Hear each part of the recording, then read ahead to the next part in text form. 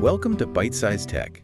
You know how it is, you want to stay in the loop without drowning in tech jargon. Yeah, exactly. That's what we're all about. Casual chats, real insights. Today, we're tackling a big one we know a lot of you are wrestling with. TVs. Oh, yeah. Always a popular topic. OLED or Mini LA. Is bigger, always better.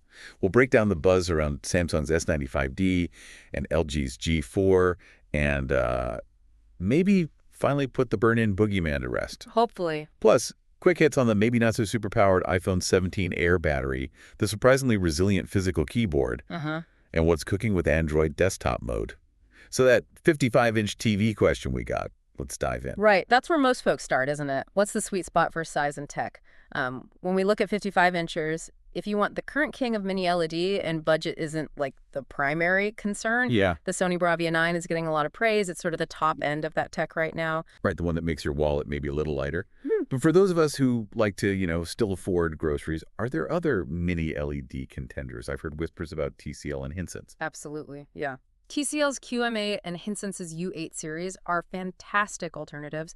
They offer a huge bang for your buck and have really closed the performance gap with Sony lately. Okay. Now, if we're talking pure picture magic, those like inky blacks, that eye-popping contrast OLED still pretty much holds the crown. That's because each pixel in an OLED TV can turn on and off completely independently, giving you perfect blacks and, incredible detail in the shadows. Right.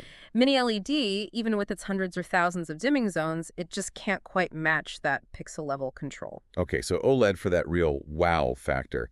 Now, are there any affordable ways to jump into OLED in that 55-inch range? I saw something about a Sansui OLED. That name takes me back. It does, yeah. Sansui is throwing their hat in the ring with a surprisingly affordable 55-inch OLED running Google TV. It's definitely a budget-friendly way to experience OLED, though you might see a few trade-offs in things like, say, processing power or maybe peak brightness to hit that price point. Sure, makes sense. And they're hinting at larger sizes coming next year, maybe 2025, which could be interesting.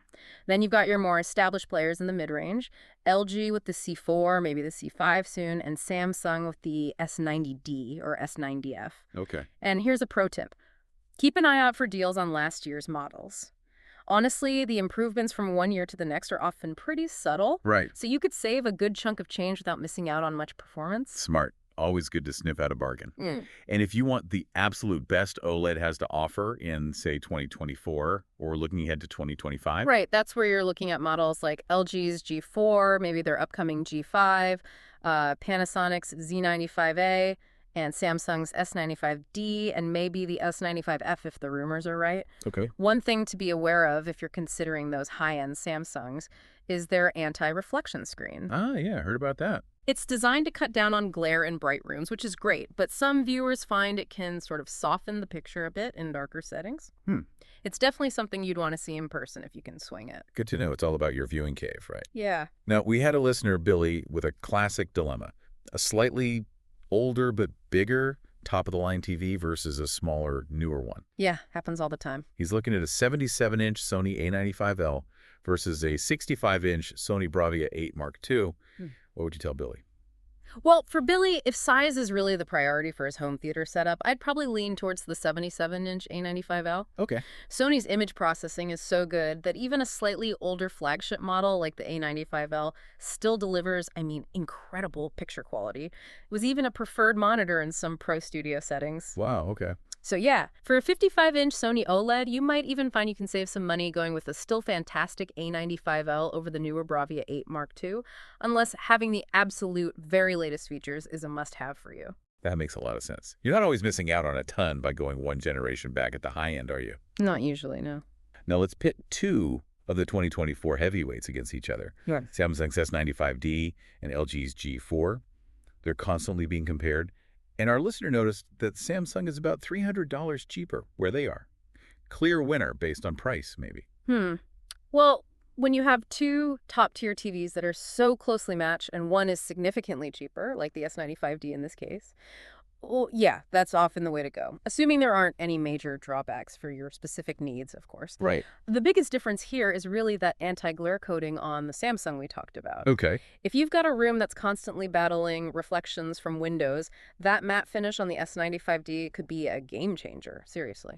If you're in a darker viewing environment, the difference might be less noticeable, and personal preference will play a bigger role. You really can't go wrong with either panel, picture quality-wise. They're both excellent. So bright room, Yeah. maybe lean Samsung, dimmer room, flip a coin a bit more. Got it. Pretty much, yeah. Now, the question that always pops up with OLED, should we still be losing sleep over static logos and news stickers? Honestly. The risk of permanent burn-in has decreased dramatically in recent years. The tech has just gotten so much better. Okay. Both Samsung and LG have implemented clever features to prevent it. Samsung uses things like pixel shift, which, subtly moves the image over time. Right. And adjusts logo brightness, which detects static logos and dims them slightly. LG has similar features like screen shift, logo luminance adjustment, and pixel refreshment cycles. Plus, LG offers that fantastic 5-year warranty on the G4 OLED panel, specifically covering burn-in, which shows a lot of confidence, doesn't it? Yeah, that's pretty reassuring. Exactly. I mean, I even recommended a Samsung S90D OLED to my own parents who watch a ton of sports and news, lots of static stuff, and they haven't had any issues whatsoever. For most typical viewing habits, it's much less of a concern now. That's really good to hear. Okay, quick pivot to the mobile world. The iPhone 17 Air. Yeah. It's making waves for being super thin. But thin usually means smaller battery, right? Is that the worry? That's definitely the expectation, yeah.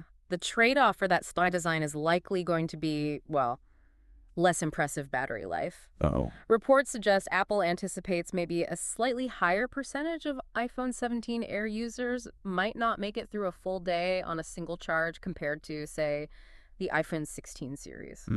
And the rumored solution, bringing back the MagSafe battery pack.